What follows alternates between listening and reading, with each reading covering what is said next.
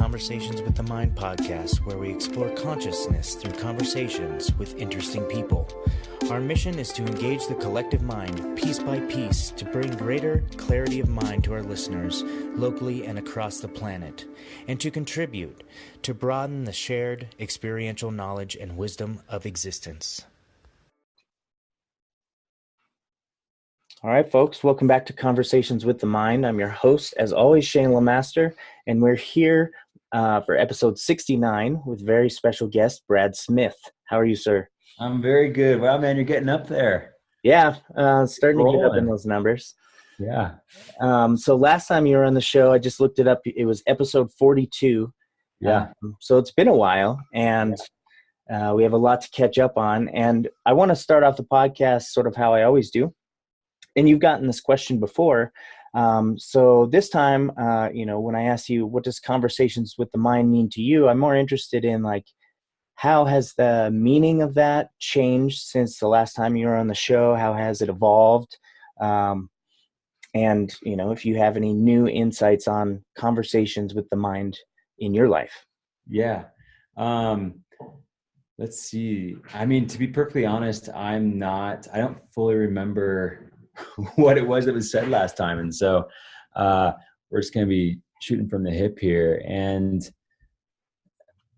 Conversations with the Mind, I'm excited to explore. Let's see.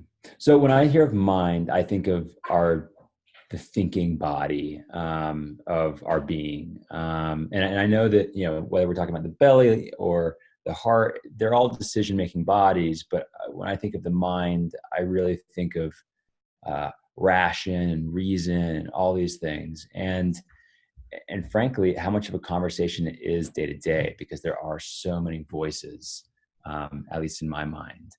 But to go beyond that, what I'm really interested in is consciousness. What is the experience that the mind is helping to bring to light in any given moment? And I think consciousness goes far beyond our minds. And I read a book, I'm sure we'll get to it, but when I was in Peru, during a certain period of time, we, as folks doing the diets or dietas, we basically just sat around and sat with ourselves. It was kind of like a Vipassana retreat or something of that nature. And a couple of days into it, to be perfectly honest, I was like, I need something to put my mind on because I'm kind of losing it. And so I read this book, and in the beginning of this book, in the foreword, they're talking about a Rinpoche and this great teacher who taught Guru Rinpoche back in the day before he brought Buddhism to Tibet. And he taught about the illusion of reality and non-attachment. And one day his son died. And this teacher was so distraught. He was grieving and sad. And his students come to him and they say, "Teacher, why are you sad? Why are you bothered by this? You teach us that everything is an illusion and to have non-attachment. So why are you grieving so much?" And the teacher said, "Because this was the most beautiful of all illusions." And I think that it's really humbling. It makes, it's so easy to be non-attached and to build a wall so that we don't experience things. But really, we are here to experience. And later in the foreword, which is what I'm getting at, is he goes on to say art is something that we explore all the most beautiful illusions in life, and we try and bring them to light and contemplate them. And perhaps the most beautiful illusion of all is consciousness itself. And that was part of my exploration, was exploring this and realizing that consciousness is so much more elusive than perhaps we want to think. And so when you said Conversations with the Mind, I thought of mind with a small m, and then it went to consciousness itself. And that would be a great conversation to have is, what is that? How does that form our reality, both internally and externally? And within that context, how does the mind function? What are all these voices? How do we work with those voices to be at peace and to accomplish the things our dreams that we are dreaming that are being dreamt through us. Mm. So that's what's on my mind today. That's really beautiful. I love that. And this is something that this is a particular topic that I love to bring up on the show, and something that I'm currently, changing my understanding of and evolving with, which is the debate consciousness versus mind, and I love how you talk about it, because I'm coming to believe the same thing, that, I used to believe that mind was everything, that mind was consciousness, mind equals consciousness, but I'm coming to find that mind is a tool, rather than, a state or something like that. Whereas, like, I can train my mind to do certain things for me. I can train my mind to get out of the way, and sometimes I can let my mind run loose and it controls me, but underlying it is this other thing, which I explore through meditation, where you go beyond the mind when you shut it off and you experience the pure consciousness underneath it, that doesn't think, doesn't judge, doesn't have any sense of quality of good or bad, or any values besides, pure love. It's so simple. It's like, I tell some of my clients, think about your thoughts or your mind as like clouds over the earth. They can be turbulent or they can be beautiful, but there's always, when you fly above those clouds, there's always blue, clear sky. And that is more like what consciousness is, just this pure state. Yeah. And so if mind can be classified as this tool that we can, get way more proficient at using, then what do we classify consciousness as? Because we're human beings, we like language, we like to put things in boxes, and I know it's going to be superficial in nature, but just for the sake of the exercise, like, if mind is a tool, then is consciousness the user of the tool? Is it the creator of the tool? Is it the tool and the thing that the tool is used for? What could we classify it as? Oh man, that's a great question.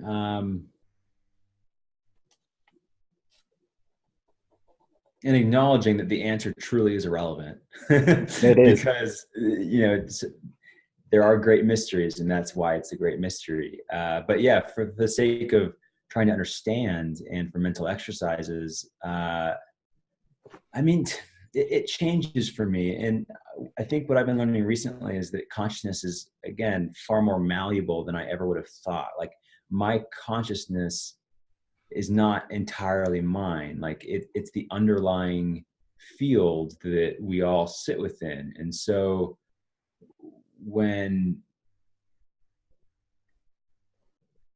and I think that the mind is a tool, certainly, and it's something that is regular in this dimension, in this framework of reality.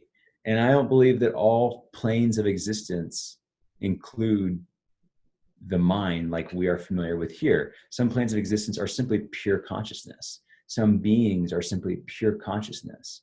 But here, for better or for worse, we've got this double-edged sword of the mind. And it can be an incredible tool. We just need to make sure that we are working it and it's not working us. I lived in India for a couple of years. And when I was there, I was really into Tibetan Buddhism and non-attachment, all this stuff. And what I found is that, like, I was so busy being non-attached that, like, I wasn't living. And it's because, like, I wanted to just completely put my mind away, put my ego away. But instead, in years since, that was 10 years ago or so, really it's like, how do we, and I did the same thing with my ego, with whether it was with medicine work or meditation or anything else. It's like, cut the ego, cut the ego, cut the ego. And it's like, hey man, like, I'm a part of you. Like, this is the ego talking, like, quit cutting me down. Like, let's be friends here. And there was this breakthrough moment where it was like, oh, we've got to be buddies. like we've got to work together. You've got something to offer me, whoever me is, and I've got something to offer you, whatever you are. And I think the mind is somehow very involved in that experience. So I don't know if I completely answered your question, but I think consciousness itself it's what you described. It's flow, it's non-thinking, and we can tap into that, but almost always we pop out of it. And so it's about creating that habit, that pattern of allowing and letting go, and knowing when to, when do you stick up and say something? When do you change the parameters of any given situation in a landscape to make it more beneficial to yourself and all your relations? So, yeah. That's a great answer too. I love that. Mind is a boat. We're just floating on a sea of consciousness, man. No, that is true. And when you first started talking about consciousness, you said my consciousness, and then you expanded beyond that. But it seems like all of us, or almost all of us, we get stuck back in mind consciousness or whatever we want to call it, and that's where we think that we have. There's this illusion that we have a separate consciousness from all the consciousness, out there. And I just talked to Dr. McKenna on the podcast a few weeks ago, and he talked about consciousness in everything, inanimate objects, plants, the earth itself, the solar system, the universe, all having consciousness. But we get into these philosophical debates, and I love talking about this too, which is like what you bring up, the illusion of consciousness, the illusion that we have a separate consciousness, the illusion of the duality, and how that disconnection or how we tend to forget that reconnects us back to this ego state. I love how you said making friends with the ego. I've used that kind of work a lot with like negative emotions and my shadow and things like that. Making friends with it and accepting it is much better than trying to destroy it, because the more you're trying to destroy it just comes back with equal force. We're feeding it. Exactly. And I mean, we've got so much to dive into, and it's cool that you were talking with Dr. McKenna. Dennis, I was emailing him a couple of weeks ago about his project in Peru, and oh man, that guy's great to talk with, and so open and humble. And so one of the things that I began to explore with the plants is, and I say with the plants because they were the ones largely supporting me, guiding me in these processes, is how do we work with energies, whether it's personal emotions or ancestral. And that can look like a lot of things, but I'm beginning to really believe that these, ancestral energies, that they run through lineages, they run through lines, and now here we are to work with them. And those can manifest as depression, anxiety, emotions as well. Or we're talking about overall, like humanity consciousness level of the grief that's going on for the dying world. And I do say that I think the world's going to far outlast any one of us, but there's still grief there because of what we're seeing in the natural world. And I had an experience personally where I finally was able to bring something out of the shadows and into the light. And I think that's the first step to working with just about anything, is acknowledging it and being able to show it instead of hiding it, because it's in that hiding that it densifies, it turns into dis-ease. And so once we bring it into the light, we can begin to work with it. And so I had this experience where this energy, this spirit, whatever we want to call it, came out, and I was like, oh shit, now what? I'm sitting in an ayahuasca ceremony when this is happening, and the first thing I wanted to do was like, okay, do I fight it? Do I baptize it? Do I feed it ayahuasca? Do I how do I make this thing go away? And whatever I did would just, it'd come right back at me. It's like the last scene in what's that, The Shimmer, I think it's called. It's like this extraterrestrial thing kind of emerges, but it ends up being a mirror of the individual. And so if the individual wants to fight it, it's going to fight back with much more force. If it just wants to observe, it observes. And so it's this mirroring quality. But what I ended up finding the best thing to do, and it's so obvious, it's like just find center. If I just find my own center in this space or in any experience in my life, like things will dissipate, things will balance themselves out, whether it's through my direct doing or other forces. But if I begin to give something energy, it's going to come right back. Mm-hmm. And you do that, I'm sure, in jujitsu, and that's a big piece of mixed martial arts, is like, how do I use your energy to take you down? Mm-hmm. And so that piece of centeredness is just like, that's the medicine I'm working with right now. Nice. Yeah. I was just talking about this same thing with my wife today, and talking about, resisting parts of ourselves and how that can come back and manifest in all sorts of physical ways and things like that. And I was talking about, the technique that I use, which is, when I start to feel any sort of sense of fear in those experiences, overwhelming feeling like I wanted to stop, or pain, instead of, first recognizing that I'm in a fear state helps, but then having, I have a mental switch where I start to, instead of shy away, I want to get curious about the thing, this thing that is causing me such distress. I rationalize and say, this thing's not going to kill me. But I can turn towards it and like explore it.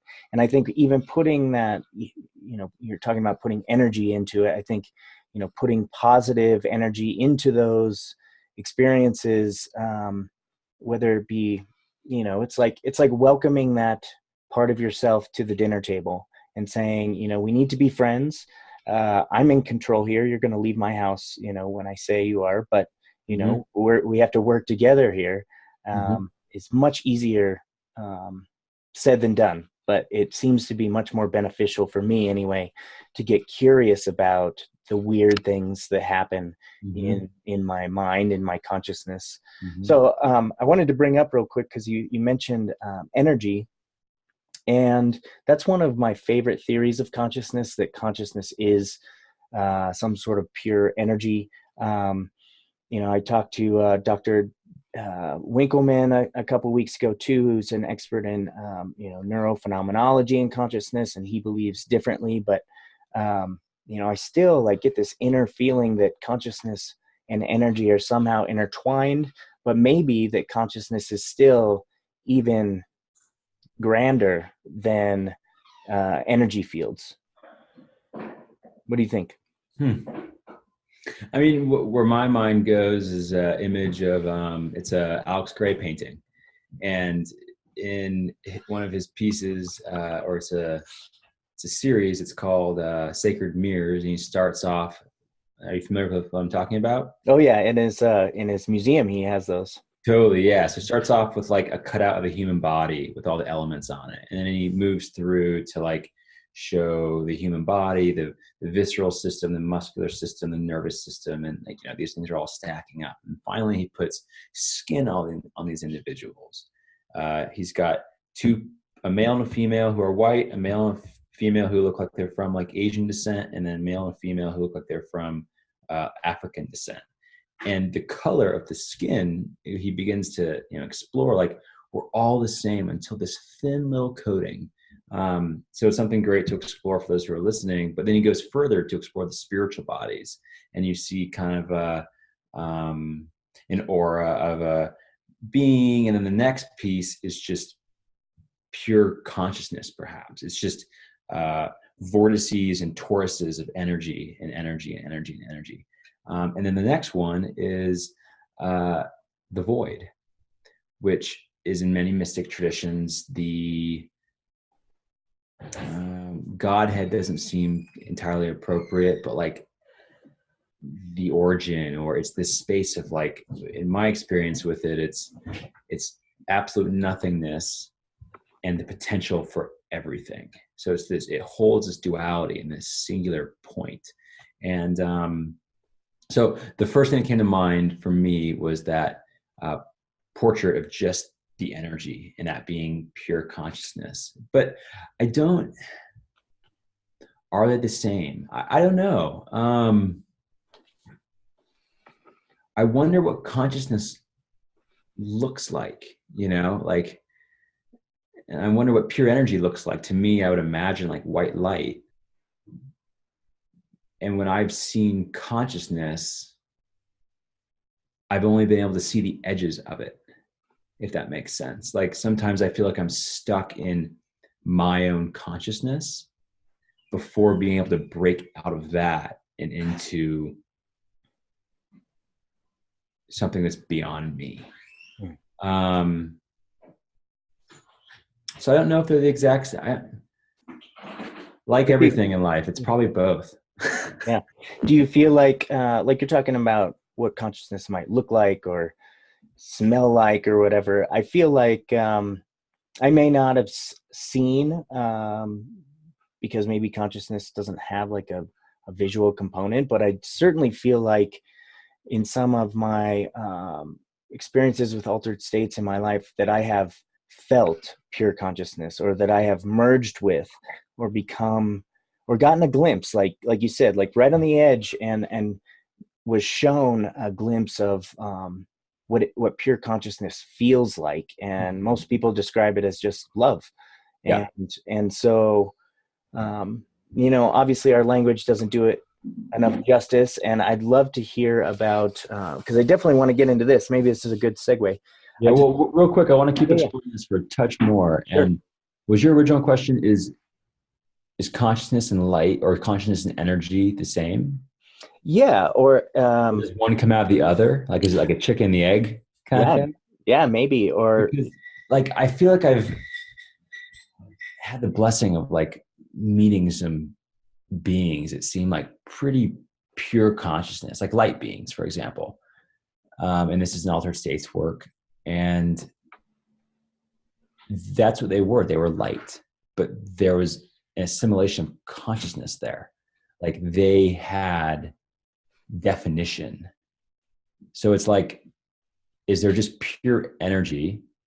And then somehow that gives way to consciousness, which is form or a specific, I don't know.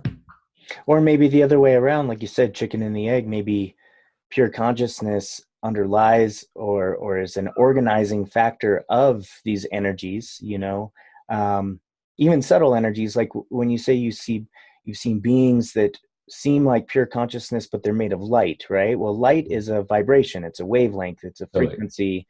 It has a physical manifestation in the universe in some way. And so maybe consciousness precedes that and decides to organize those vibrations in a way that causes the definition, causes perhaps that's what that void place is, right? It's this everything and nothing. It's this untapped potential, and it's the unmanifest with the building blocks to manifest everything and anything. And perhaps that is in some ways pure consciousness, which is why so many traditions have named it, a godhead or a final place, or the center or the origin. And that would make sense with your description of the void right there. If the void is nothingness with infinite potential to be anything and everything, and that's what it is, then perhaps its only job, and maybe the meaning or the purpose of consciousness in general, is to fulfill that destiny, to manifest infinite possibilities of every possible experience and manifestation in the universe. And then, it's fulfilled its purpose. Yeah. Beautiful. I like that. Let's end on that note. So I want to get into your recent travels, your international trainings, as I think you referred to it as your jungle trip. I really want to get into that, and I'm really interested in a few aspects. But let's start with you know, how we describe and understand consciousness here in the West is different, and we like to put our labels on it. But in some of these indigenous cultures, they have entirely different languages for these states. You know, we're very restrictive in our country as far as talking about it. Whereas, like, you know, for Eskimo, they have like Totally. dozens of words for snow. And I Mhm. know in indigenous cultures, like entire lexicons are developed around consciousness. So on your travels, sort of how's your experience unfolded in that way? Yeah, I mean, so I wasn't there long. I was with Shipibo people. So Shipibo is a tribe in now almost I think maybe exclusively in Peru on the Ucayali River, um, and while Shipibo people have definitely traveled different places, so they're not just in this region. This is where I was, and this is where like the largest concentration of Shipibo people are. I wasn't there long enough to learn the language, um, so I don't know how their language specifically relates to or embodies their work with the plants.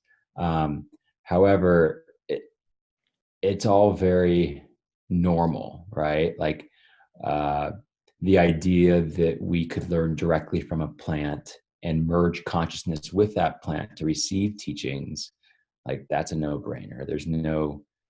That's far more normal than a elevator. Um, and I share the elevator because, after being with I was there for a month, and after 2 weeks, we went back into Pucallpa to kind of just take a day off, and um, we were in a hotel. And to me, it felt like we'd been literally to hell and back a number of times. And these people handle it with so much grace and love and compassion. And then we hop in an elevator, and Maestro Tomas and Maestro Diogenes, they both kind of like, whoa, like, wait, we're going up in this thing? And it was just such a humbling moment and so beautiful to witness, like, oh yeah, like to everybody, there's going to be some weird stuff out there. And to me, it's like imbibing a plant that then takes me on outrageous, seemingly interstellar journeys, namely into myself. Um, Whereas for somebody else, it's like, what's an escalator or hopping on an airplane? Um, Right there, like that's magic. yeah, totally, totally. Um, and so, I don't, it's hard for me to answer that question because I wasn't familiar with the language, but based off of just the love that I received, the passion, the understanding, um, I would not be surprised if there is a lot more language or ways to explore this type of content. Um, so you might not have gotten a sense of the language so much, but you get a sense, I think, being in those cultures for weeks at a time. You get a sense of how some of them maybe think about reality, think Mm-hmm. about everything from everyday life and livelihood actions to family to how they believe about death and life after death. And it changes their ability to move through the world in very beautiful ways. Yeah. And so maybe you didn't pick up on the language, but by just being around these shamans, how has your sense of consciousness shifted, or your understanding of consciousness shifted since opening yourself up to some of these other ideas? Yeah, I mean, so one example is family and family affairs, and I mean, I've had the privilege of living and traveling in a lot of different places, namely South Asia, um, and Southeast Asia, and so like there's like these different. This happens all the time, as you're mentioning, and for me, this trip, the big takeaway was family, and like, what does that look like, and how fluid can it be? Um, And so, for example, what this looks like is it's so easy, I think, in the United States to get caught up, for me at least, in like wanting definition and wanting almost like, yeah, like on like a contractual basis of like, hey, this is our relationship, this is how it works, and uh, when we have a family, this is how it works, uh, and then so on and so forth. And like, I grew up in a very nuclear family, so my parents, bless them, are still together. I've got a brother. We lived in a house, and like a lot of our stuff was like pent up in that home. And I've been exploring this for years now, but like, what happens when we take the stuff and bring it outside the home and into the community? Like, what does that do for the individual? And like, for me, I'm thinking right now, like adolescence and rites of passage, or dealing with a difficult energy, and instead of like hiding it away in the home, bringing it out to be witnessed and to be supported. But this can also look like having kids. And as much as the medicine work itself that was so potent, it was so incredible to be at this family run center, where every day there was kids playing around, there were spouses and brothers and sisters getting along with their day, and it was so fluid. And so we talked about earlier the mind and consciousness, and if consciousness is a state of flow, the mind can be something to dam that up. It can also be something to smooth it out. And it just, to me, really backed up like being in a flow state of consciousness. Like, I have this overwhelming feeling like this beautiful life wants to flow out of me, but like I can be afraid to let that happen. Whereas it was beautiful to be in a place for a month, witnessing a family in all their relations, all their human relations, letting it all just simply unfold, instead of wanting to constrict it or correct it. It just was what it was, and that's the way it is. So I don't know if that exactly answers your question, but it opened me up to just living, and that being okay. Living with all of the benefits, all the mistakes, living with the pain, living with the successes, and that it's all simply what it is. And it's our walk to move it all forward and to transform that in whatever way works for us. So part of your transformation down there, I assume, was, dieting. And I'm wondering, what did you eat down there? And how do you think the diet itself maybe altered your consciousness or shifted it in a way? I've heard that, the dietas that go into those things are very opening, that they open you up to the medicine more, they make you more receptive to yourself. So, what did you eat, and how did that affect your consciousness? Yeah. So, I mean, I've heard the word dieta or diet while in the States for the past 5 years doing medicine work. And in the States, what I typically think when I hear it, people typically mean something like, oh, you want to eat a vegetarian diet that's lower on spices and these things to make yourself more available to the plants, so that you can more readily accept them and they're more attracted to you. And that's great. That's spot on. The diets that are typically done in indigenous communities, to my knowledge, are more long-term diets where you are dieting a specific plant while sitting in ceremonies. And then that specific plant is helping you to heal and teaching you whatever it is that you need to learn. And each master plant also has its different vibration, its own teaching, its own kind of class or classroom. To put it in more Western terms, like one may teach math, but the other one teaches arts, and the other one teaches healing modalities. Same thing with the plants. They've got different flavors. And so the program that I did, or the trip that I went on, the first 2 weeks was what we called the intensivo, or the intensive. And that was 2 weeks focused on cleaning to prepare for the actual diet that would come afterwards. And so what that looked like was first taking a purgative. So a lot of centers, when you first get there, you'll take some kind of plant. We took a plant called peach peach, which means cleaning in Shipibo language. And that basically cleans the gut out. It's also believed in Western science is now showing that we hold a lot of emotions. There's a lot of intelligence in our gut. And so that's the first piece that we clean. Other centers, they may clean with tobacco or other plants that do similar things. After that, we were using different plants every day that were not psychoactive. They could be something as familiar as ginger and honey to help with the immune system, or a plant called rao to help with like mind and body, or some people were working with addiction. And then also every day we'd get a flower bath, which is, we were working with a plant called Pinon de Colorado, but you put a bunch of this plant in a big bucket, it soaks, and then the water is poured over you, and we imbibe in the plant that way. And then we participated in 7 ayahuasca ceremonies in 9 days, 2, 3, and then 2.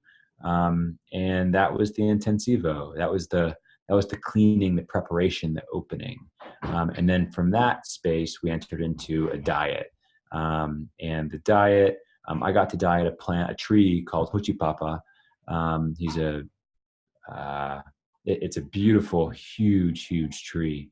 And it's seen as a healing tree and a plant or a tree that supports people wanting to walk the path of healing, to first work with themselves and then learn how to work with others.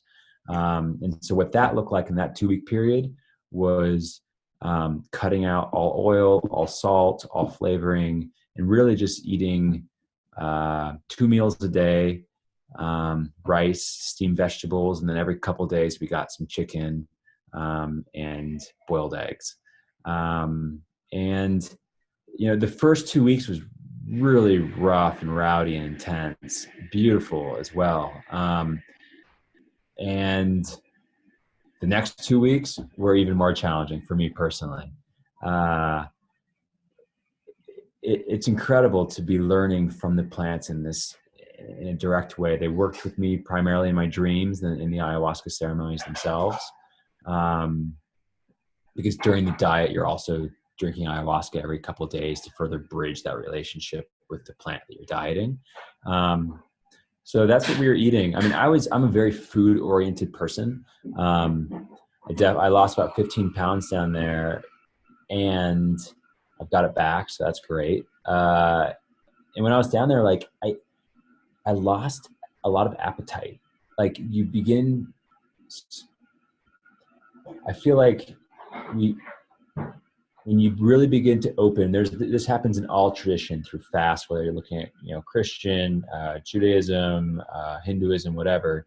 But as we begin to fast, we begin to connect more strongly with our spirit, and we don't disassociate from our body, but we just kind of like leave it be for a little while. We pour our conscious awareness on the more subtle energies. And that's what that was. And the beautiful part is that, like, I've never really been able to fast here on the Front Range because I'm working or I'm doing stuff. But to be in an environment where I was fully taken care of all day, every day, and all I had to do was sit with myself was beautiful. And I found it really hard to sit with myself like that. But it was that much easier to do knowing that, like, somebody was cooking for me, that people were supporting me. Even if it was simply through, cleaning up or whatever it may be. There wasn't a whole lot of interaction during the diet itself. Okay. And you've been to not just South America, but to India, like you said, and with all your, vast body of experiences, what do you think is like your favorite cultural practice, indigenous practice that you've either witnessed or taken part in? Like, I mean, there's a lot of them, and I'm sure it's hard to narrow down to one, but I'm sure there's one in particular that stands out as like, wow, that was amazing. Yeah, I mean, the first thing that came up for me is this, because it's probably most recent. And I'm really loving working with the plants right now. But another thing that came to mind immediately was when I was living in Varanasi, working and being on the burning ghats and seeing how this culture works with um, their dead and dying, and how, again, much more just out in the open it was, using the element of fire to purify, and watching a body burn on a river, and acknowledging that the body is gone, but something else remains. And that's influenced a lot of, like, that's when my interest in death really started 10 years ago. And now I find myself as a death doula and supporting people in their dying process. So I think it's all additive, and like, I think every culture does have its gems. Um, right now I'm loving the plant work. Tibetan Buddhism is such a incredible base for me. And for the longest time, I told you earlier, before we hopped on this conversation, that I had applied to Naropa. And for the longest time, the program I applied to is mindfulness and transpersonal counseling.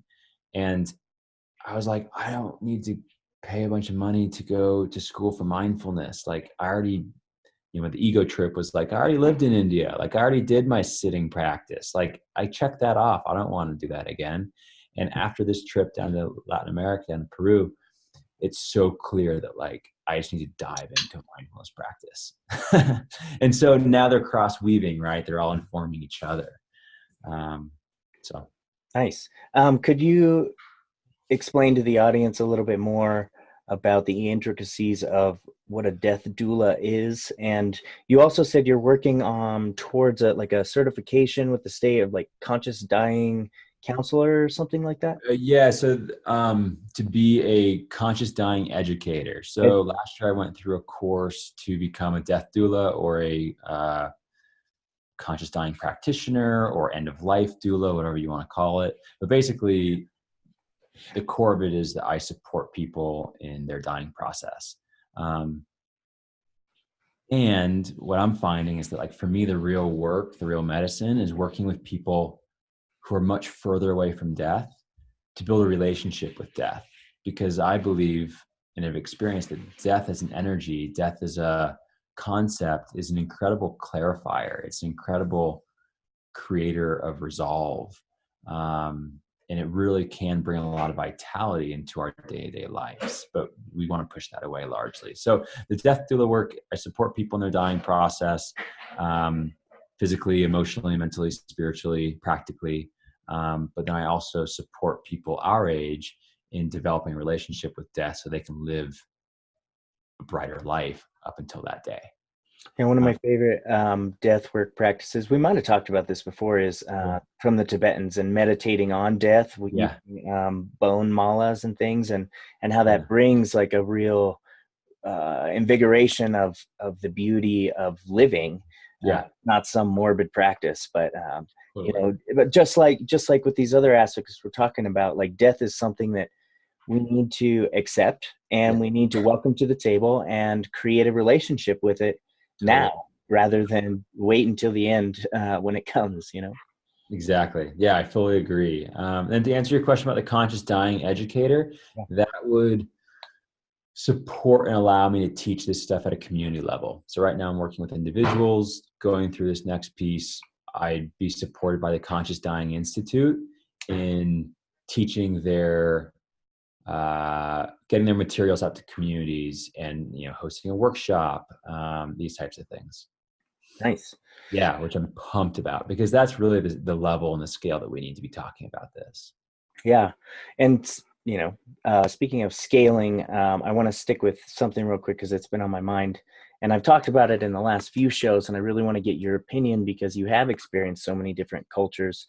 Here in the West, at least in the United States, I don't think we've quite found our own definition of what altered states work looks like, right? Or what it's classified as. I think in other cultures it's a lot more talked about, like you said, and the lineages go back thousands of years. And so for us here in the West, in order for us to move into this new revolution of consciousness, this forward shift, we need to create or define or acknowledge what our culture is around altered states work, rather than what I kind of see going on right now, which is a lot of appropriation across borders and things like that. And, some disrespect, but a lot of traditions held. I think we have our own traditions and our own rituals and our own understandings of consciousness and science and all these things, and we can use all that to create our own Western altered states culture. Yeah. A couple things come to mind. One, most recently, my roommate, she had mentioned cultural appropriation and cultural appreciation. And I never heard it juxtaposed quite like that, but I think it's a really important one because we do live in a time when all of these cultures are coming together. And then how do we allow for that and allow for new things to emerge to maintain relevancy while maintaining cultural lineages or practical lineages? So that's something that needs a lot of exploring. How do we pay respect to something when we are utilizing it? And how do we first make sure that we're in the right relationship with a plant, with a practice? And then we have permission to use that. A great example would be sweat lodges or people who are working with certain types of plant medicines. Like, do you have permission from that lineage to be working with it? Do you give gratitude back to those lineages, to the medicines when working with them? But what you're talking about here in the West, the first thing that my mind goes to is this idea of an Asclepion. Have you heard of this before? Yeah.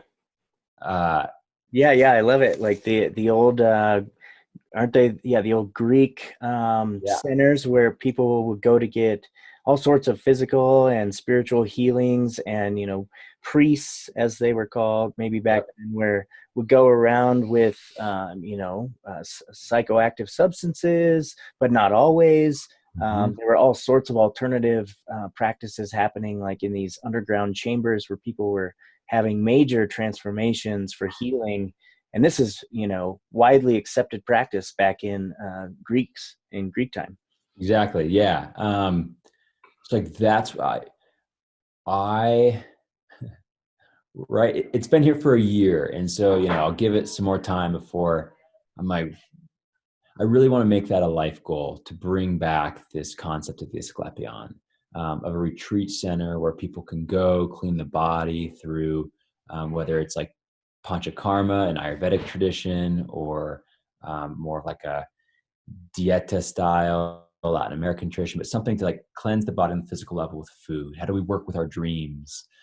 So then you're bringing in like depth psychology, dream analysis. Maybe there is altered states work, whether it be breath work or perhaps back in the day it was something similar to LSD with the ergot root, but something to bridge these worlds, to go that much deeper. And then most importantly, how do we integrate that into today, into our lives here? So what does it look like to integrate that? Is it instead of, we know that there were spas and bathing pools and these chambers, but like, how do people get back into their body, back into their hands? Like, is that woodwork? Is it beading? Is it like, how do you bring that back to a community level? And then finally somebody goes home and they continue on with their life. But the idea of an Asclepion, I think it's within the Western lineage, and there are more than a few people talking about it right now. And so I think it's something that really is wanting to come through, to come back again. So much of the revolution that's going on right now, it's remembering what we have once done that worked well. Whether that's something that is going on right now with psychedelics, and we did that back in the 60s, and some of it worked well, some of it didn't, crashed and burned. Okay, let's do that over again. Or that goes back thousands of years, or looking at other indigenous traditions. Oh, that works well. And I think the Asclepion is right up there with like glorious ideas that they want to manifest. And I'd love to be a part of that. Yeah, and I think also right in line with that is like a revamping of, what an apothecary is.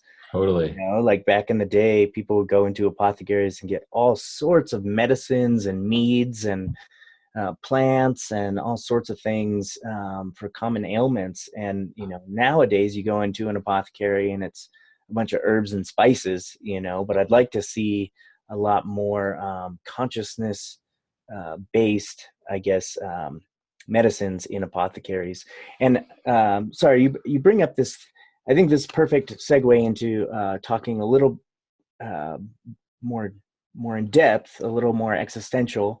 And you talked about, in the Asclepions, people go there to get healed, and you mentioned it earlier where sometimes we've felt like we've been too disconnected from our reality. And what other practices can we do to like reground ourselves, reroot ourselves in this reality that we have to live still?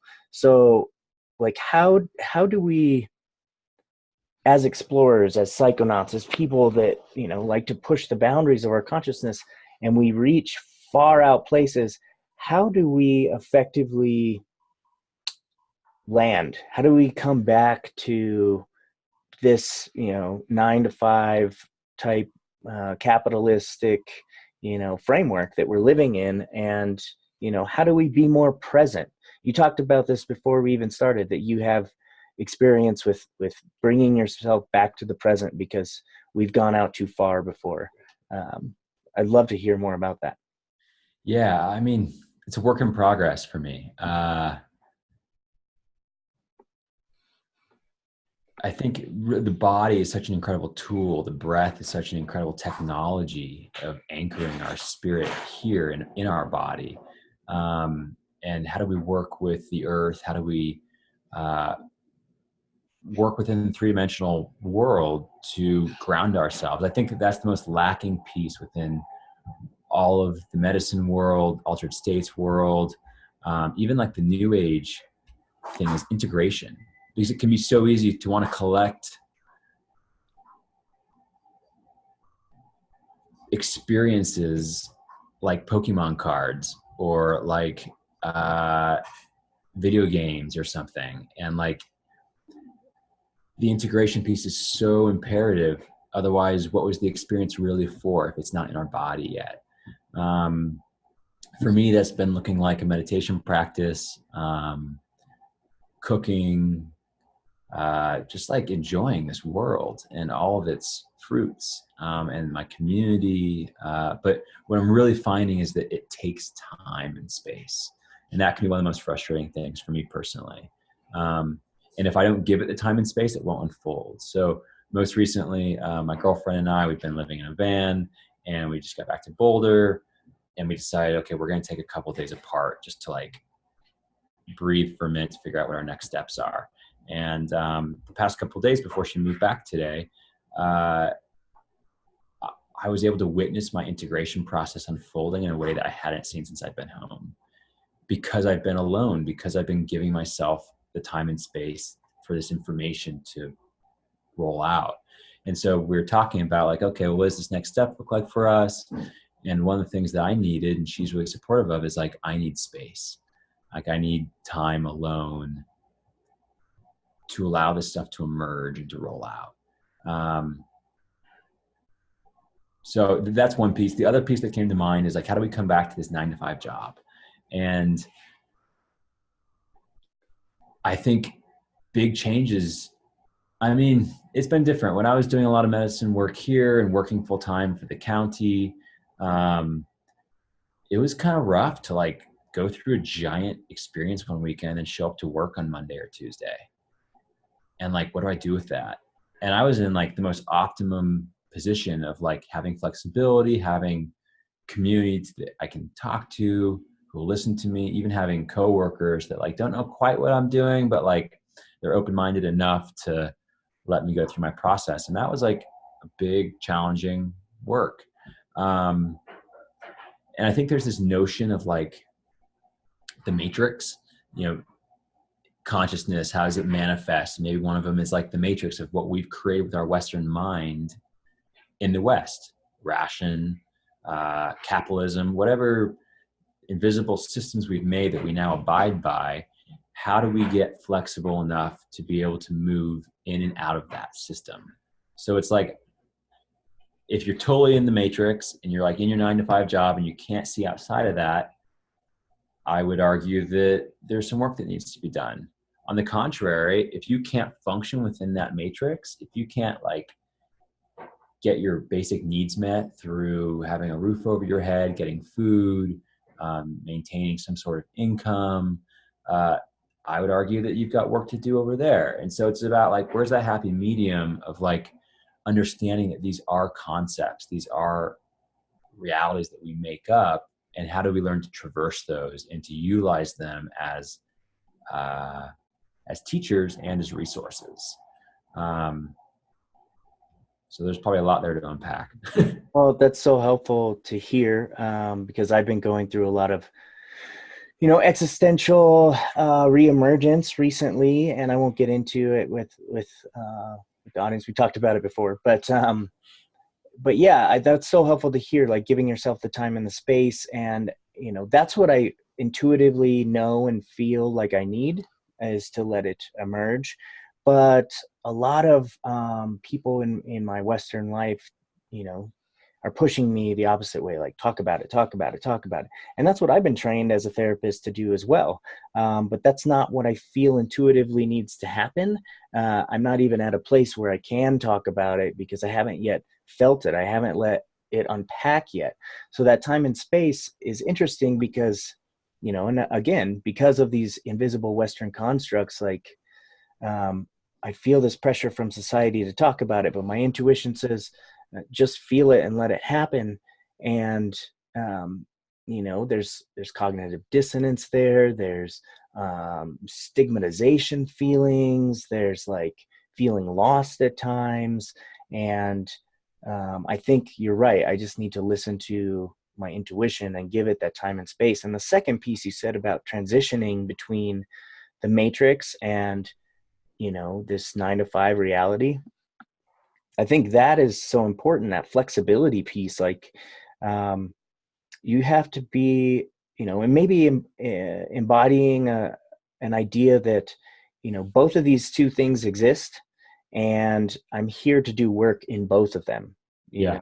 So just realizing like, it's not just one or the other, but hey, you know, there's work to be done in both. There's meaning and purpose in both. There's connection and value in both.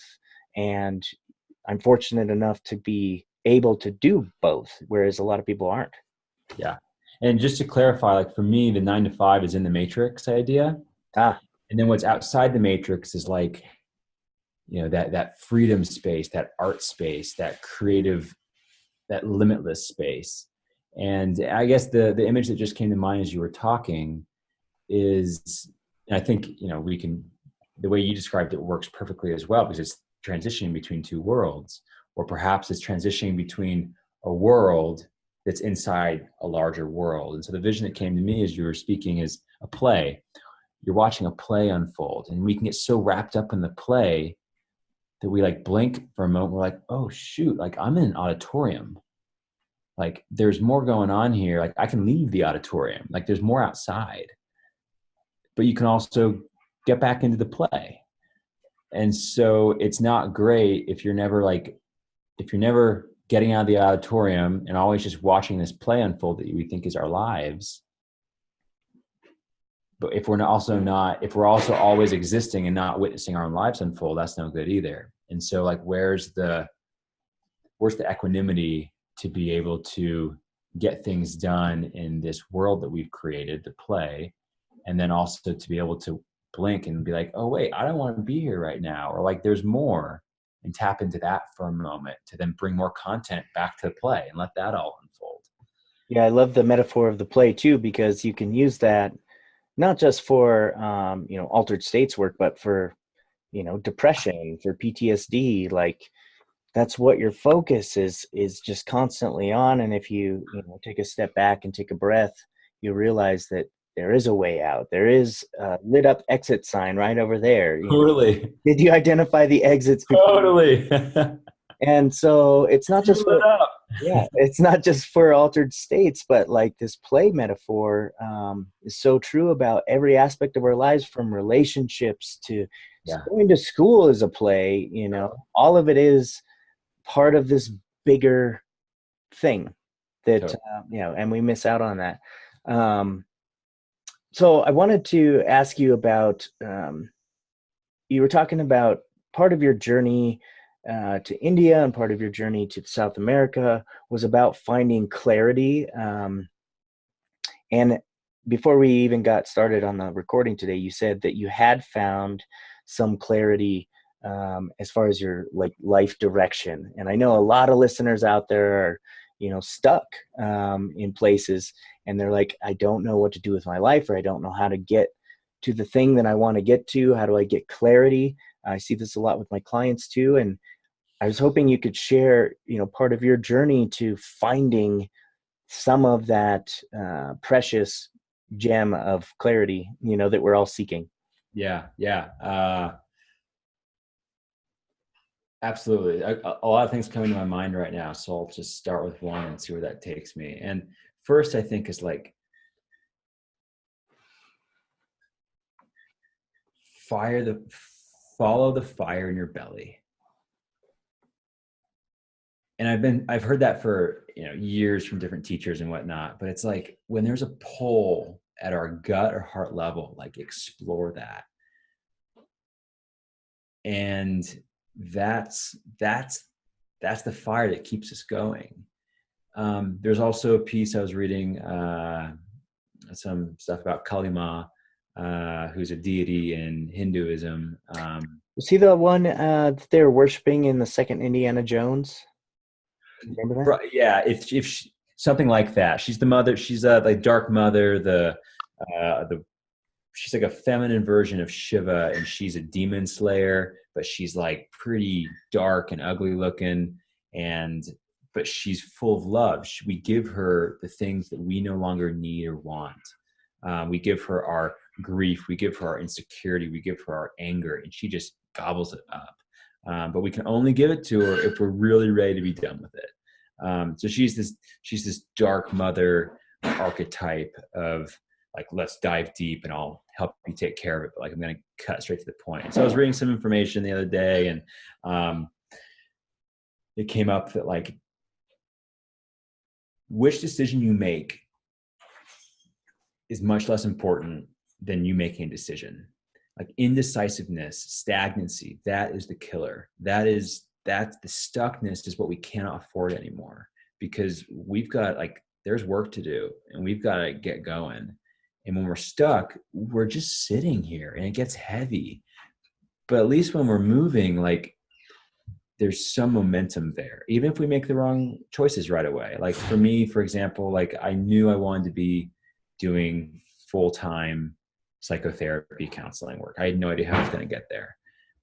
At the same time, I also really wanted to explore plant medicine work and get really deep into that. And I didn't know what that would look like. So I made a couple of moves that actually, it's beautiful how life works. I enrolled in a program. I was working at Adams State, doing a counseling program. I dropped out after one semester. And a part of me could have been like, oh man, you wasted your money. What were you doing? At least I knew I didn't want to do that.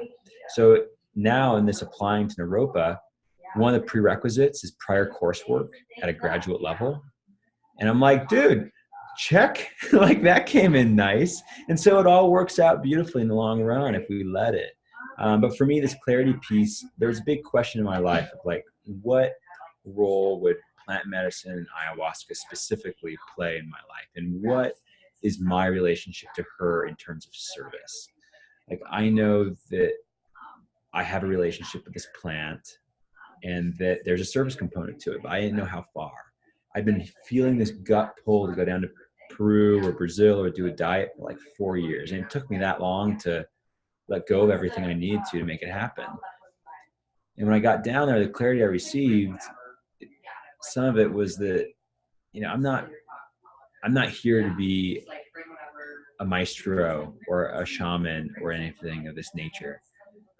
I'm here to have a relationship with this plant, to help people connect with this plant, maybe support them on the prep and the integration side.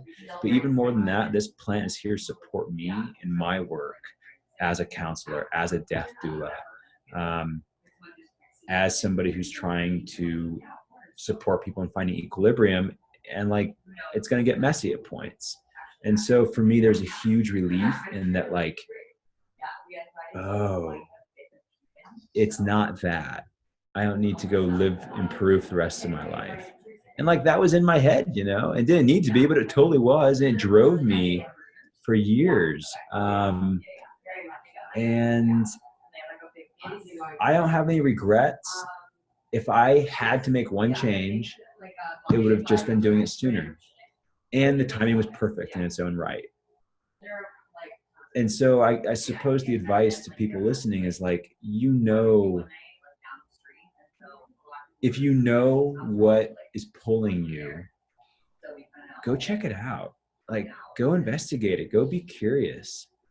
Even if it sounds totally crazy, or even if it's different than what everybody else you know is doing, like, go expose yourself to it, because that might not be what you're going to do forevermore, but that's going to be a stepping stone to get you to exactly where you need to be.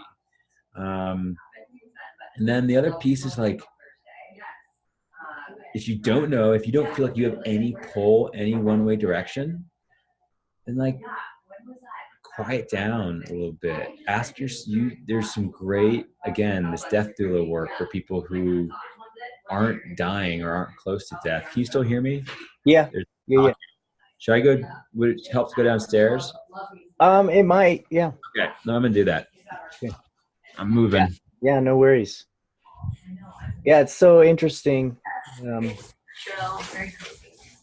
know, this clarity of the, you know, that you're talking about, I think for me, like, what I'm hearing you say is that, you know, you need to trust the pull. You need to attune to the pull, and you need to trust the pull that's pulling you, and you know, get off your ass pretty much, because, you know, life is movement. Yeah. Life is not stagnancy. Death is stagnancy, right? So, you know, live and move forward in any direction is better than none.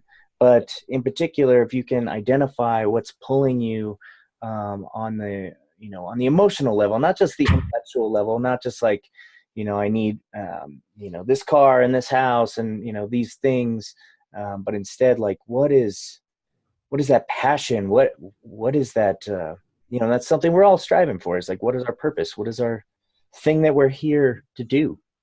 Totally. Yeah. And like, it's a big experiment. So we don't need to know. But having the courage to check it out is like the most liberating thing I've ever, it's always just spot on. And if it's not exactly what I thought it was going to be, it's exactly what I needed to get me to where I need to be. So yeah, I definitely agree with everything you said. Like, listen to it and do something and trust it. Just like, trust yourself, because and trust your belly, trust your heart. The mind, there's so much going on there. For me, it's hard to trust my mind a lot of the time, but I'm also learning to. Like, it was so interesting. Last night, I was supposed to come up to your house, and that didn't end up happening. And when you first reached out about that date, there was something in my head that was like, no, it's not, like, there's something else going on there. And I even checked on Clarissa. I was like, there's this awesome opportunity to go hang out with Shane. Like, I don't know what in my head is like saying no. And then I got that call, and then I almost had some work happen that day. Nothing happened. And then you reached out and you're like, hey, I've got some life stuff going on I need to tend to. It won't work to come up tonight. And even that, of like learning to what's the slightly different frequency of that no than of all the doubt that's always going on in my head. And so it's through trial and error of like listening to a no or a yes in my head, going with it or going against it, and seeing what the outcome is, and then beginning to feel like how those things feel differently. But I'm always amazed at like the magic of the unfolding when I can listen. Yeah.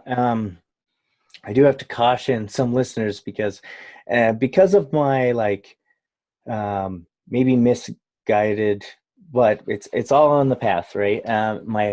My obsession with the mind in my earlier years, as opposed to now my bigger obsession with consciousness in general. Um, it's fascinating that, you know, listening to your heart and listening to your mind, we all know intuitively how to do that, but the mind, like well, you didn't explicitly say this, but for me anyway, I discovered that the mind is really good at lying to me as well. Yeah, me too. Yeah, it says things that are untrue. It projects into the future. It looks back at the past and creates stories of regret and things like that that are unnecessary for my happiness in this life. So the mind lies to you. It has that capability and it's really good at it, but it also, has some common sense and can help like put together the plan, right? But then there's this feeling quality, and I know the listeners out there have felt this at one point or another. We all have it, whether it's somebody walking into the room and you get a gut feeling about them, or love at first sight or something like that.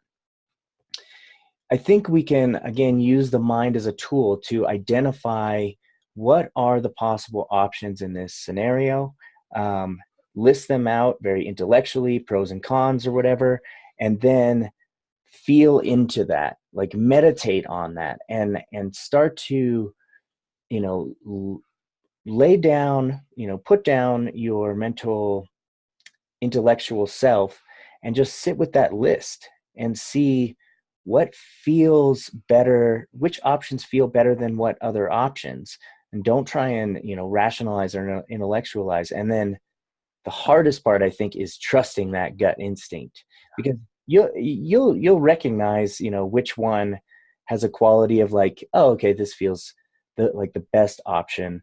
But then your mind will kick back in and say like, oh, but what if this happens, and what if this happens, right? So you just got to feel that and then trust it. Once you have utilized the capacity of the mind to think through multiple scenarios and outcomes, you know what I mean?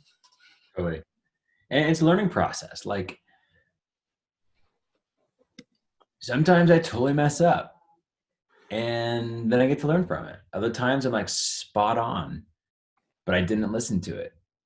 Other times it's a relationship. It's a relationship. Mhm.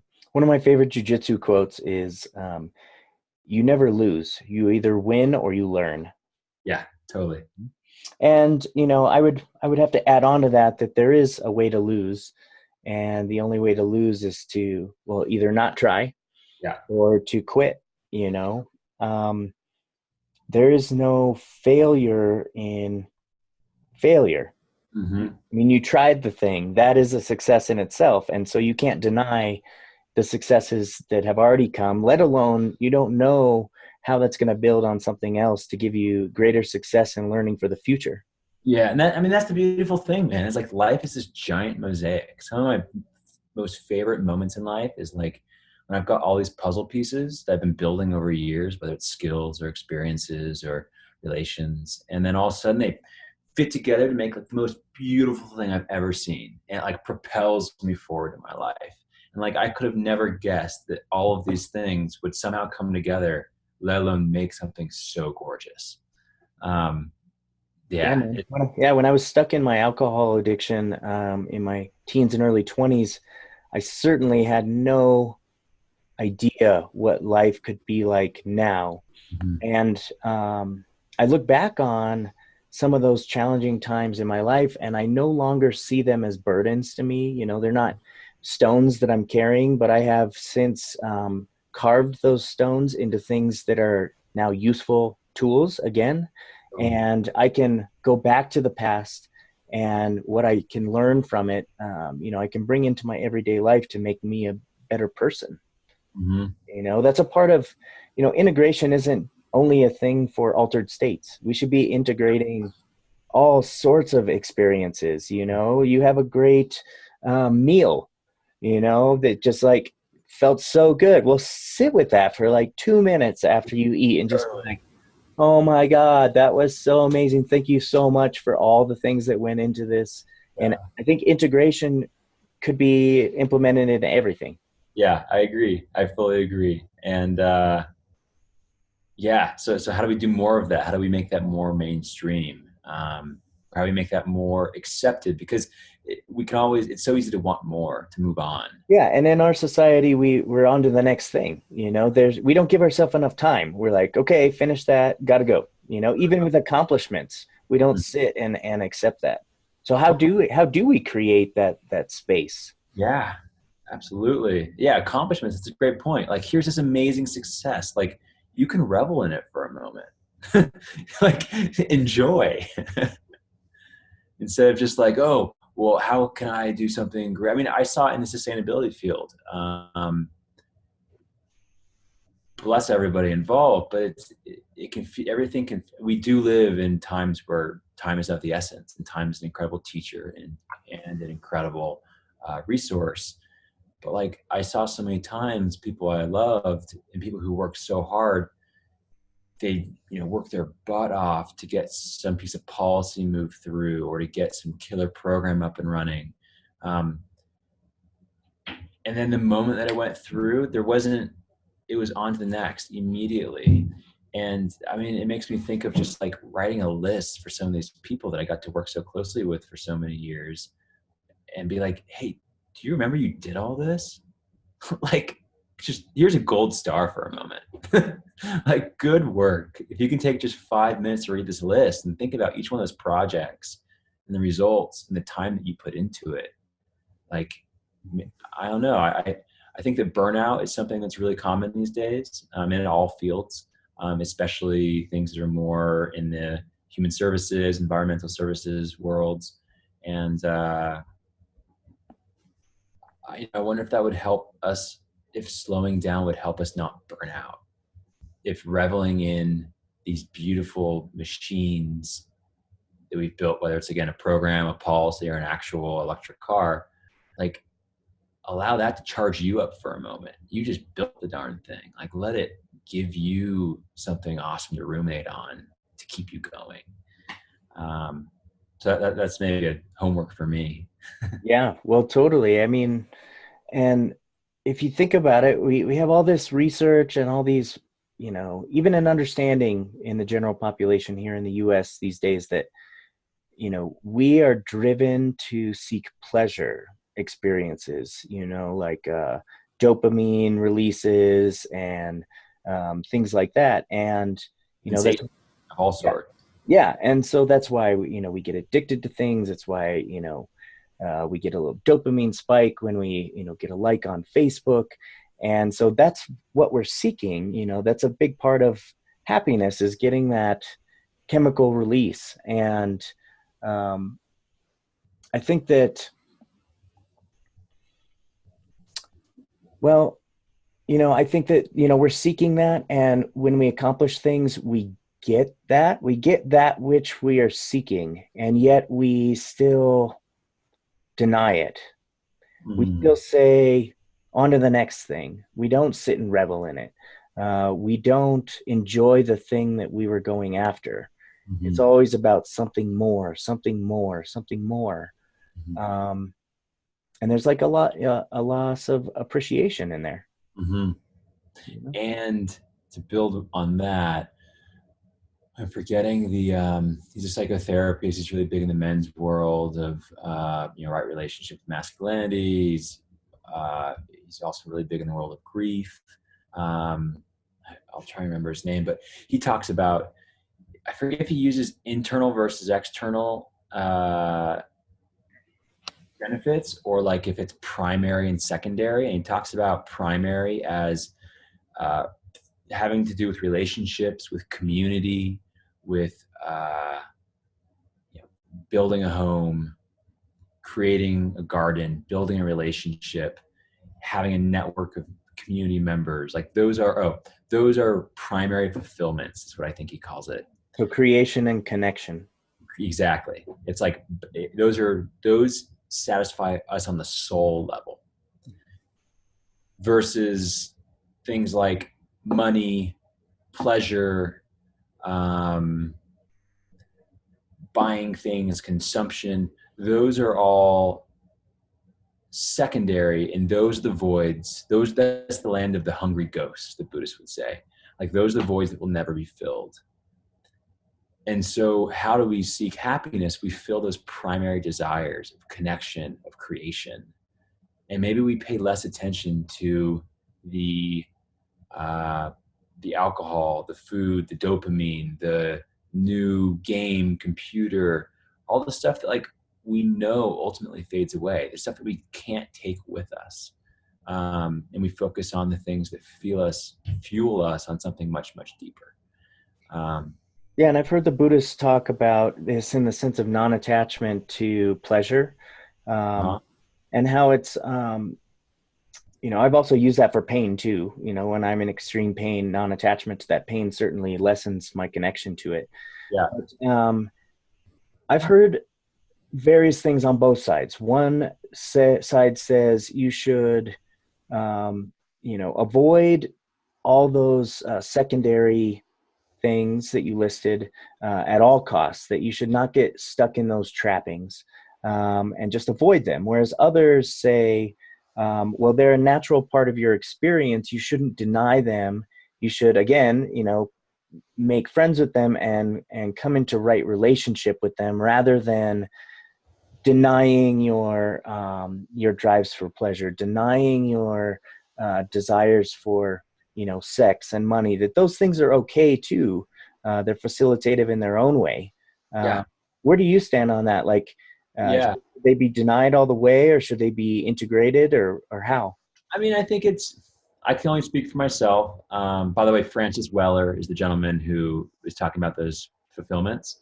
For me, like I was saying earlier, I went through a period of time when I was in India where I was denying myself pleasure, sensation. And then over the past 10 years, there's been a whole process with that. Right now, like, I don't want to deny myself anything. So the moment that I push something away, it comes in other forms.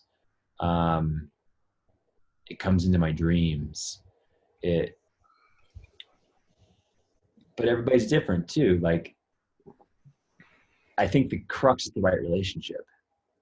Like, for me, trying to think of, I do have like a somewhat addictive personality. And so I have to be really mindful with substances like tobacco, marijuana. Alcohol is not so much a challenge for me these days. But like, I also totally respect people who just don't want to touch it. Like, if that's your right relationship, then great. For me, I'm trying to, engage, but also make sure, like, is this a good moment for this? Like, does this feel good? Why am I approaching this? I got sent away to a wilderness therapy program when I was in high school. And the big takeaway from that was like, it's not what I'm doing, it's why and how I'm doing it. That's been a big teacher in my life, especially in recent years. There's what we started on, maybe to bring this whole thing full circle, is what's consciousness versus the mind. And I think that in a lot of practices, whether it's the Catholic Church or Buddhist text or whatever it is, like, these things are made for the masses. And sometimes they get a little bit conservative, but they're also doing so most of the time with good intention. And if you wrote in a book like the Bible, that's like, it's just, a lot of people like rules. I don't. I like guidelines. And it reminds me of that Rumi quote. I'll paraphrase it, but something like, beyond the ideas of right and wrong doing, there's a field, and I'll meet you there. And in this place, not even like I or you exist. Like, we are just simply what is. And I especially butchered the last end of that, but the crux there is like, I want to go to that place. I want to go to the place of gray. I want to go to the place of right relationship, not the place of do this or don't do that. Because everything's so subjective. Yeah. I wish it was that easy, frankly, but it's far more malleable than that. It's far more gray and free than that. Yeah. like I was saying, I was speaking with Dr. Winkleman on the podcast a couple of weeks ago, and a lot of his theories on consciousness have to do with this relationship aspect, and not just to things and substances and things like that, but also um, what is our relationship to consciousness itself. And he's saying that consciousness is basically it's knowing, it's knowledge, it's data out there, and we form a relationship with this data based on our history, based on our neurochemistry, based on our experiences, based on our environment and the people we're connected with. And that it's this relationship to the knowledge of consciousness, or the knowledge that is consciousness, that creates our subjective reality, does that make any sense? Like, the relationship extends all the way to, how do you engage with your consciousness? Do you engage it in a negative way? Do you tell your consciousness negative things about yourself all the time, or positive? Or, what is your relationship with consciousness? I think that's so important for people to ask themselves.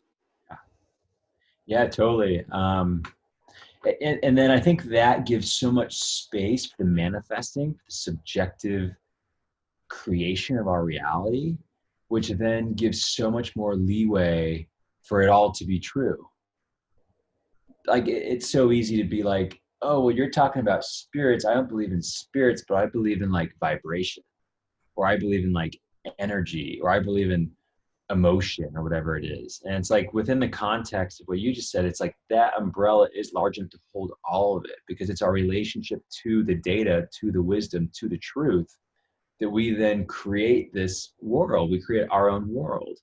And then perhaps it's through the minds and the hearts and, the consciousness of all these individuals that we create our collective world. We create our planet Earth. Because I think it's beautiful. That's where I have a lot of hope. People are like, well, the world is just, there's all this stuff going on. It's like, yeah, but if we all agreed tomorrow that like fossil fuels, there's a better way, it'd be out, it'd be done. We'd have it all figured out tomorrow. We'll never come to a conclusion like that, but like, that's how fast we can change the collective reality through the collective individuals changing theirs. Yeah, man. One of my favorite examples of that is, I think it's either World Meditation Day or World Peace Day, Yeah. in which there's like millions of people come together and they all pray or meditate at the same time for world peace. And there's statistical evidence showing that crime rates and things drop significantly during those hours that these people are doing that. Now I've got something real to show for it. Yeah, exactly. And, I've experienced it in group consciousness, altered states, ceremonies. Did you experience that down in Peru too? Like this mini spaceship of consciousness where you're all in the room together and you share, you have a shared reality that's beyond this reality. Oh yeah. I mean, I experienced that there, here. I experienced that. Yeah. I mean, I just think that's interesting because the subjective versus objective reality yeah, sort of becomes a non-issue when everybody is in consensus within those rooms. Like, we were in this different space. yeah, totally.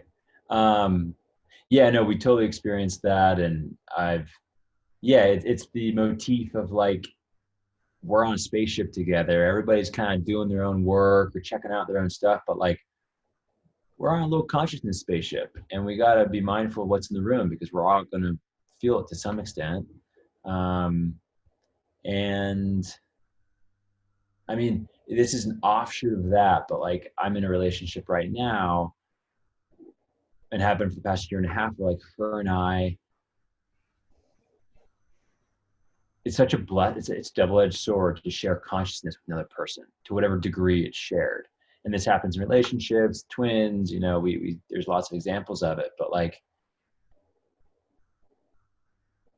sometimes it can be a lot to be sharing something so intimate with somebody, whether it's a journey that's done with plants to get outside of our minds, or it's like cooking dinner or just trying to have like a little bit of like me time, but be coming to terms that like perhaps me extends past this body right here, and that even that can be shared and perceived and understood.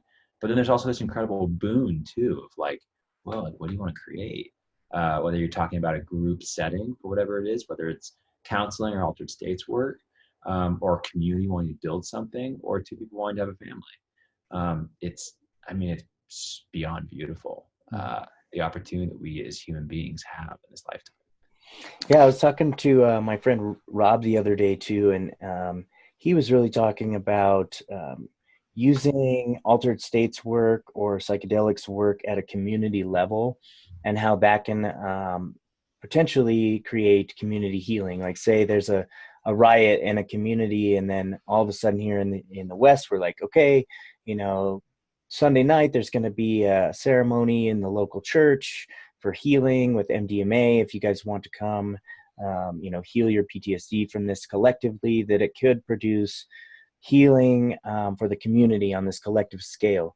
Right. And in some of those South American cultures that you visited, you know, this altered states work is so commonplace. It's just how they operate sometimes. And I'm wondering, did you see anything like that where communities would get together for community healing? I know the Native Americans do that with you know, their peyote ceremonies, getting together under the teepee. Did you experience anything like that? I, I, I, I didn't. I've experienced that here, doing breathwork ceremonies for firefighters, Wow. for EMTs, for, and, you know, that being a service. I wasn't present, but up at the Dakota Access Pipeline, that was commonplace. You know, how do we heal this community, both during the trauma and afterwards? It's commonplace in a lot of indigenous communities here in the Americas, Africa, I'm sure all over the world, of like when warriors come home from war, before they can enter into the community, they go through a process to heal the PTSD that they had, the trauma that they had just experienced. Um, when I was in Peru, I wasn't present for it, but a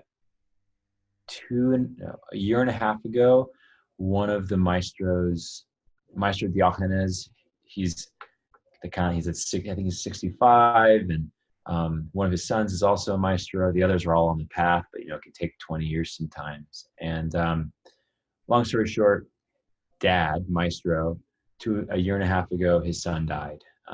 His son died in a car accident, and Renee, the woman that ran this trip, was telling us about what that process looked like. And um, his son died after the funeral.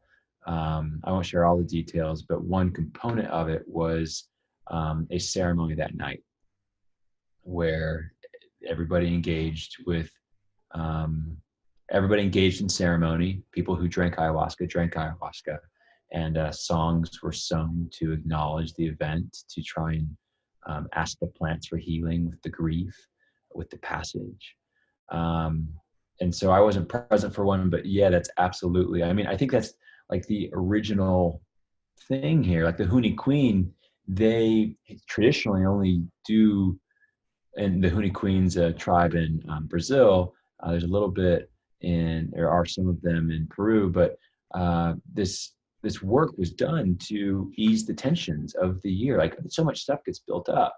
In peyote ceremony, in Wirarica tradition, which is the people out of Mexico, um, before we engage in ceremony, we list off all of our sexual partners since the last ceremony, or if you haven't done it before, your entire lifetime. And we offer that to the fire along with any other sins. And so you do that publicly. So imagine in a community setting that you do this once, twice, 3, 4 times a year. And I slept with your wife, or you slept with my wife. Here we are in ceremony about to imbibe in a big master plant. And I've got to say out loud, give it to the fire, like, I slept with your wife, I slept with this person, and I'm sorry, and I give it up. And so I think in a lot of ways that if it wasn't one of the drivers for beginning to work with these plants, it's totally in the toolbox. And it's beautiful in that way because you release the trauma, you give it up. You give it up to something larger than us to help us work with it. And that's so important because, again, like it's not, it's so many times the trauma itself is a big deal, but what's far more caustic is keeping it buried in the shadows within our being. Like that is what really creates destruction. At least that's been my own personal experience. Like sexual trauma when I was a kid, and it's definitely trauma with a lowercase t, but it also runs in my family. My mom was sexually abused. My grandma was. Her brother was.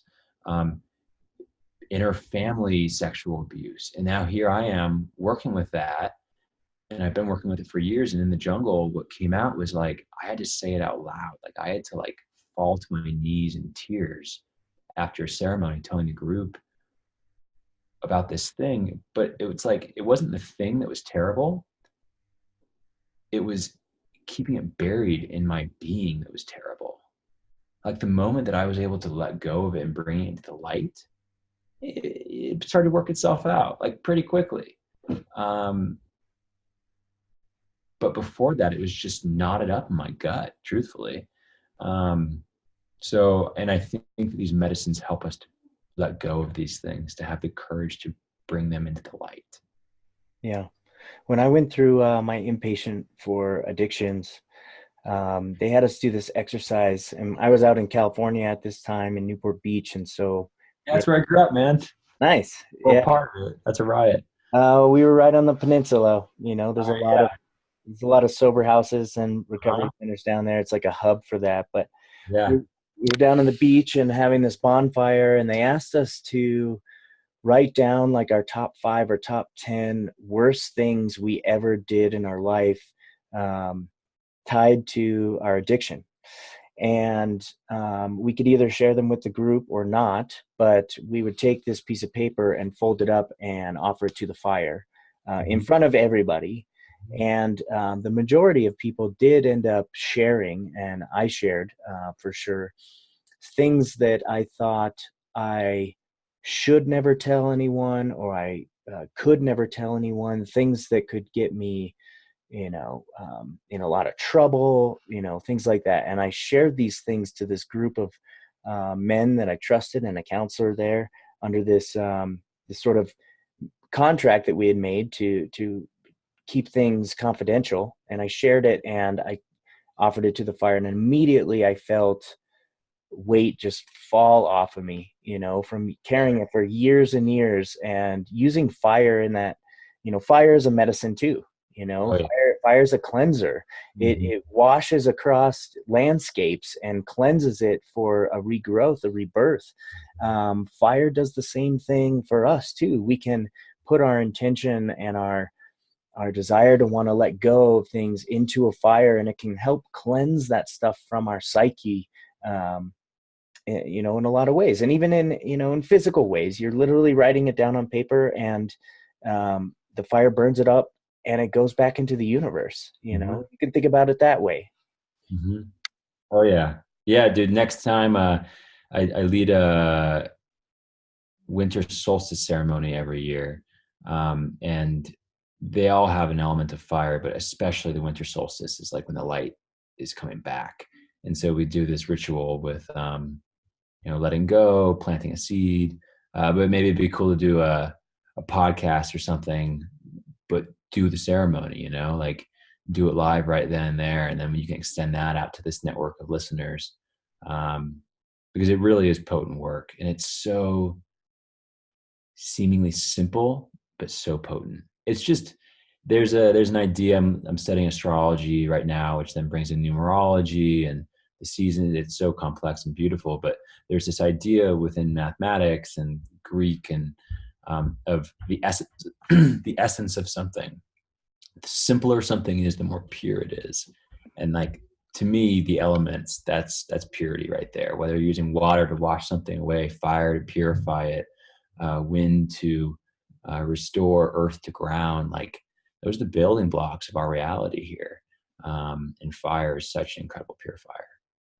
Yeah, man, I would love to talk with you about, figuring out logistics as far as, how doing a podcast in a group ceremony would look or even sound like, but I'm down for it for sure. That sounds awesome. I'm getting more into understanding or trying to understand what are the astrological implications on my cosmic body as far as energetics wise. And we just had that big solar eclipse and solstices and things like that. I'm trying to understand more how that impacts our energetic spiritual bodies and mine in particular, because that's why I got into psychology in the first place. I wanted to figure out what was wrong with me. So but I think that's a good place for us to end it for today. And I wanted to really thank you for your time and your mindfulness for the last couple hours. And everything you said on the podcast,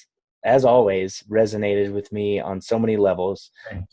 It's like, I talk about this too, how we have these connections with certain people that come into our lives, and it feels like you've known them on other journeys in other lifetimes, on other planes of existence. And Brad, you're certainly one that I think I've traveled quite often with. And it's mutual. I'm so excited to learn how this thing keeps coming together. I've got nothing but gratitude in my heart for you. So thank you. And do you mind if I share one thing with the listeners? Yeah, please.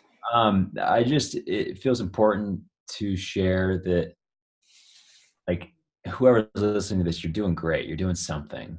You're expanding your awareness. You're expanding your consciousness through expanding your awareness. And, times right now are, they're challenging, to be frank. And I have full faith, in the deepest part of my body, that the future is secured, whatever that means to you. And now we just need to walk this path to get there. And that for every challenge that we're met with, there's a boon on the other side of that. There's a pot of gold. And so thank you for doing the work. Thank you for listening. And have faith. We're going somewhere gorgeous. That's for darn sure. Nice. And if people wanted to reach out to you or ask questions, if you're open to that, how could they reach out to you? Yeah, they can email me at bradsmith647@gmail.com. And I'm hoping to get a website running up and soon. I know I said that last time, but this time it's for real. What was the website coming up soon? I don't quite know the URL. I think it's going to be Brad Man of the Heart. Oh, that's right. Yeah, a slight little twist. But yeah, that's what I'm thinking. And reach out. I'd love to connect and exchange words. It's a time to be connected these days, to ourselves, to each other, to the earth. We have big opportunities in this lifetime. So, yoo-hoo! Yeah, it's an exciting time if we want to embrace it. So thanks to all the listeners out there for listening to the show. As always, thanks, Brad, for being on the show. Many more conversations between us to come in the future. So I appreciate it. We'll see you next time. Yeah, peace to you. Blessings. Conversations with the Mind podcast is sponsored by mindops.com. You can find us at www.mind-ops.com. We're an eclectic counseling company providing mental health and mental performance services to individuals, small and large groups, teams, businesses, military, through face-to-face sessions or at a distance using phone or confidential video chat apps. We bring a unique Buddhist Western lens and specialize in general psychotherapy for all mental difficulties, sport and performance psychology for performance enhancement, addiction counseling for any maladaptive or destructive habits, and psychedelic integration therapy to make the most from your visionary medicine work. We are available as well for corporate workshops to address the needs of your employees' wellness.